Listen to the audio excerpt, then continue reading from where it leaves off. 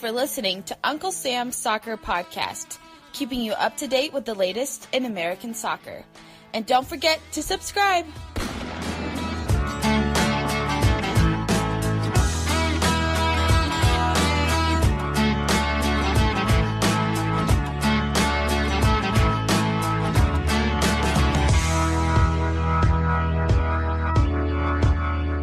Hello, everyone, and welcome to Uncle Sam's Soccer Podcast. My name is Jake Watroba. Joining me is Arman Kafai and Steven Jodaran. Make sure you give us a follow on Twitter at Uncle Sam's Soccer Pod. Leave us a review. Subscribe to us on iTunes. Only good reviews, please. Our first segment of this week's episode looked into the transfer of Christian Pulisic from Borussia Dortmund to Chelsea.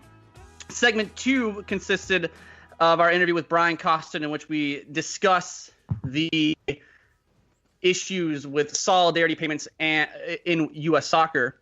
And today on segment 3, we'll be talking about the Christian Pulisic transfer and how that impacts U.S. soccer. So, fellas, let's dive right into it. Does this transfer change the image of U.S. soccer players? No. Wait, what? No. Listeners, go back and by the way, I just wanted to let listeners know you can just go back to the feed to listen to segment 1 and segment 2, or wait till Friday for the full episode. Arman, you say no. Why? Why do you say no? I'm questioning your no. You're questioning my no, so you don't think I really believe that it won't change? It won't change, or I think this here's is the thing.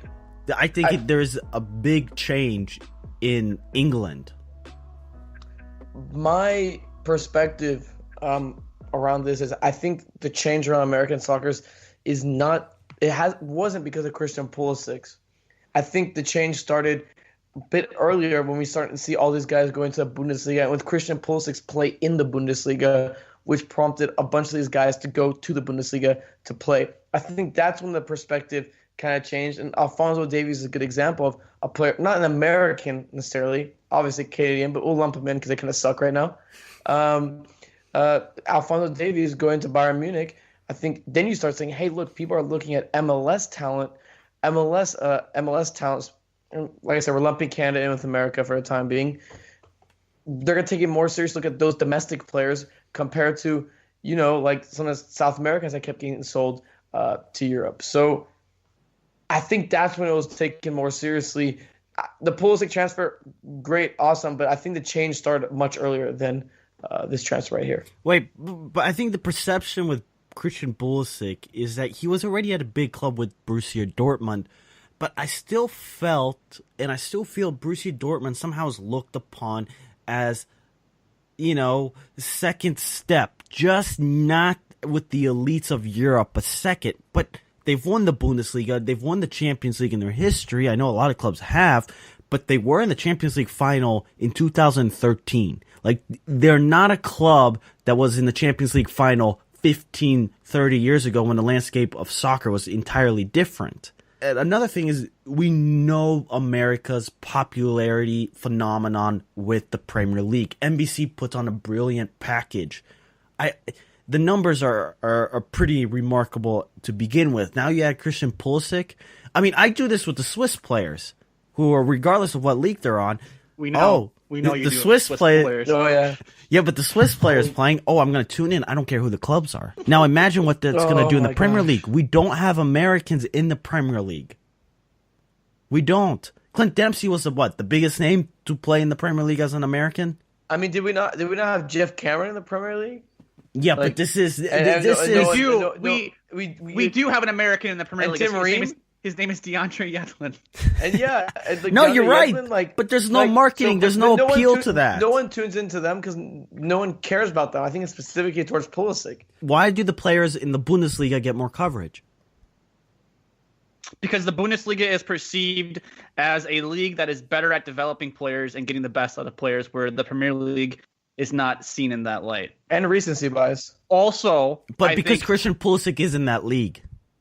Well, I also think that I'm not sure about that. I also think that's why Dortmund gets a lot of coverage. Sorry to keep interrupting you, Jake. But I think that's why Dortmund gets a lot more coverage, is because Pulisic plays there. But I don't think the league as a whole does. keep in mind people are tuning into Christian Pulisic and Borussia Dortmund because Christian Pulisic plays an attacking position and not a he's not a center back or a fullback like DeAndre Yedlin or Jeff Cameron were. So therefore, the perception when he goes to Chelsea as an attacking player will change the perception of Americans in general. I think the public here in America is going to be a little more amped up. I mean, LeBron James carried a Christian Pulisic jersey, right?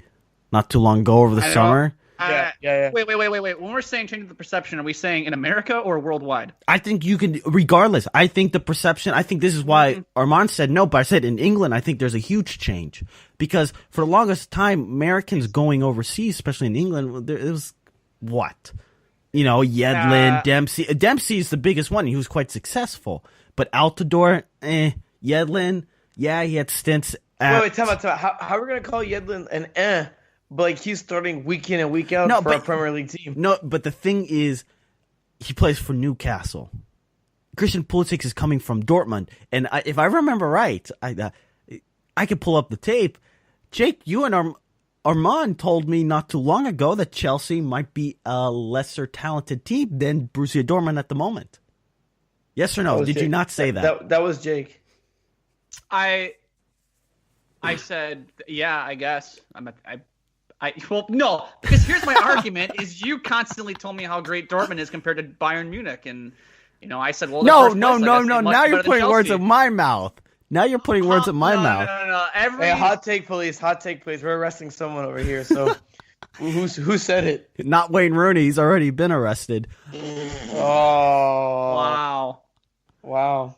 Okay, here's my take on this perception thing, because I don't feel like I've actually gotten my opinion out yet, because you two have kind of hogged the discussion here. I do not think this transfer changes the perception of American players. I think the only way this transfer changes the perception of American players is if Christian Pulisic walks in at Chelsea next summer and is successful on the field. If Christian Pulisic goes to Chelsea next summer and falls flat on his face and is part of the Chelsea loan army and 2 years from now is sold to Roma or Fiorentina or Monaco or whatever. Take whatever team you want in France or Italy or Germany or wherever. I think it'll be looked at as, look at Americans can't succeed at the top clubs in England. They can't play in the best league of the world. Look at Bob Bradley couldn't succeed in the best league of the world. Christian Pulisic couldn't succeed. Americans, what do they know about soccer? And it'll just continue this this idea is this that worldwide or here in America. This is a worldwide view. Yeah, and don't forget, people still talk about Josie Alstore's bust at Sunderland. Because Josie Altidore was a bust at Sunderland. Exactly, but people still talk about it when you reference an American player. They look at the failures more than the positives. Because Clint Dempsey was pretty great at Fulham, but I mean we failed to really hear about that. I mean, Tim Howard was a freaking starred forever in Everton. Like, I can't believe we haven't mentioned Tim Howard's name. Well, Tim Howard and Brad Guzan. Brad Guzan, yeah. I think Aston Villa fans really love Brad Guzan. Friedel? Keep going down the list. Wow, yeah, listeners, send in your hate mail. The list that we have compiled is really poor, but I think it provides a point. I think it shows an excellent point here that regardless of past Americans in the Premier League, the perception hasn't changed all that much. We still talk about the negativity of every player failing, especially Josie Altidore, yet you've had names be quite successful. Yes, Yedlin has an but as Arman mentioned, he starts in and week out. Christian Pulisic changes the dynamic. How? Because people are going to realize his name is tied with Chelsea.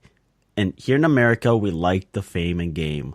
By the way, question for you guys. I don't pay attention to ESPN Sports Center all that much, but when the announcement was made, did ESPN go berserks with it? Because I would think they would. I mean, this is a massive transfer fee for a youngster. No. They didn't. Here's the thing. Okay, I want to rebuttal to your. He's attached to Chelsea, therefore it's a big deal. People will take notice. Did Tim Howard play for Manchester United? Yeah, but I was thinking the same thing. I was thinking the same exact thing. But I'm a certified Steven hater, but I'm gonna jump to his side right now. the Premier League, with social media and now NBC giving access to everyone, it wasn't as popular as it was back then. So I think now, especially with NBC, Twitter, they have these fan fests in America. You feel really connected to the Premier League if you're a fan of a team, and I think you can choose them more than ever, with FIFA especially, etc. So I think it's a little bit of a different dimension in terms of. I see what you're saying, because I was thinking the same exact thing when Steven said it. But I mean, the more you think about it, it's a little bit different in terms of that perspective. But I don't think it'll change the perspective of Americans worldwide. I think that perspective has already been flipped a little bit more positively in terms of cheap talent. I mean, we just saw Chris Richards get sold to Bayern Munich. Like, are we forgetting this? Like, they're buying Americans to play for them. Sargent had an assist in a first-team friendly today with Werder Bremen. He scored a couple times, right? Like, are we forgetting all these things? I just want to make it noted that in this week's episode, we have now reached not only our New England Revolution quota, our Swiss national team quota, we've now just met our FC Dallas quota for this week's show. So I know you two can't help yourselves, but anyway, I want to shift gears here. What, that Minnesota? That your Vikings suck? What quarter are we gonna meet? You don't need it. It's not worth it. Why Augsburg going to somewhere? I don't know. I think Arman was getting into this with this Chris Richards discussion here, but Jake, does this transfer open the door for more Americans? The funny thing is, before I get to that, Jake, the moment that Arman brought Chris Richards, I was just thinking, well, there's the FC Dallas take of the week.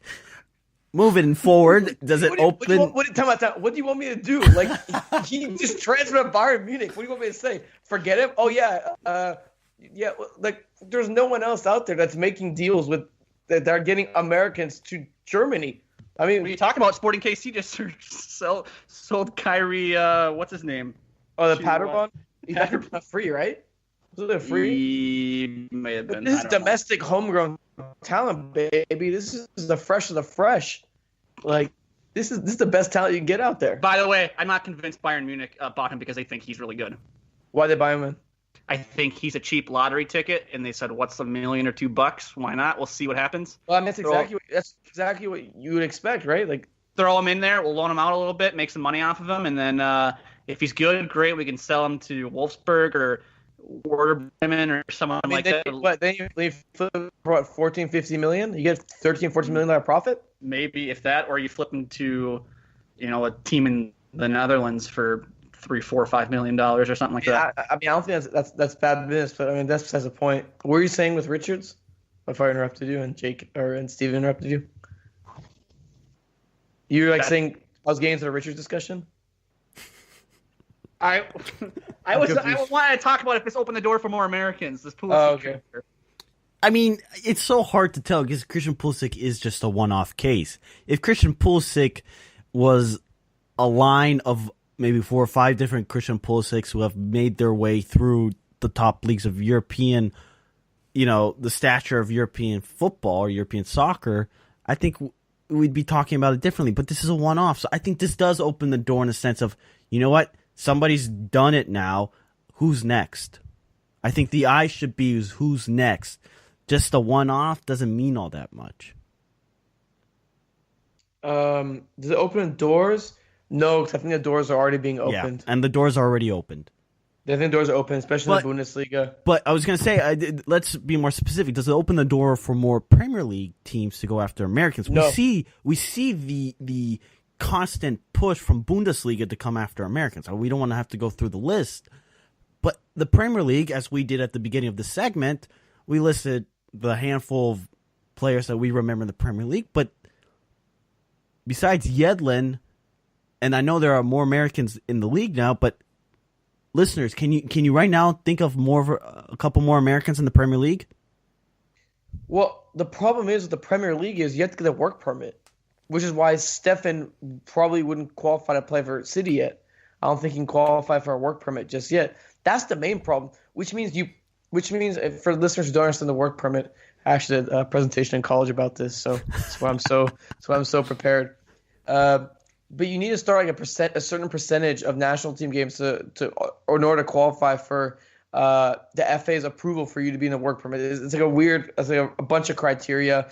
Basically, do you play in continental competition as one of them? Have you played like 75% of your national team games, or like 100 or like 80% of your club team games? Some number. I'm not sure exactly. Don't roast me if I get those wrong.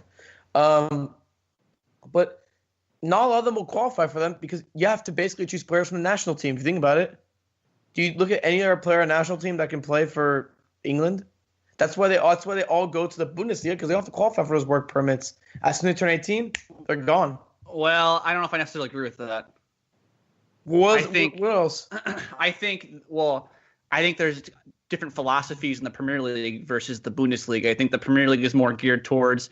They can't even get them.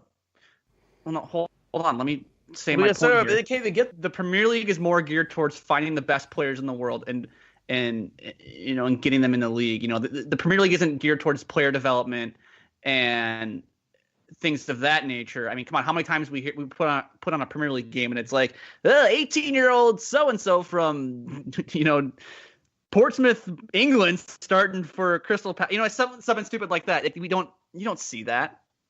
You turn on a Bundesliga game though, like the Bundesliga invests in the academy, invests in youth development, and essentially the Bundesliga, in my eyes, is set up to, on a German scale, is get kids into the academies, groom them, and then they get sold off to Bayern Munich, and then that's like where they develop chemistry for the German national team. And I think that also works too for some of these youth internationals, where they develop these kids and then sell them on to bigger clubs for profit. You know what's ironic? You want to know what's ironic, Jake, though? England is successful right now at the international level with the A team and then all their youth teams. They are, but you don't see young English kids playing in the Premier League today. Look at Jadon Sancho is an 18-year-old English international playing for Borussia Dortmund. He took Christian Pulisic's spot in the lineup. No, but I think with the Premier League's a bad competition. What they do is, because you have the League Cup, because you have the FA Cup, they play all their players then. If you're Arsenal or Chelsea, you're a big name in the Europa League, you play your kids then because it's a piece of, you get your points. But a lot of those clubs play their kids then, though, too.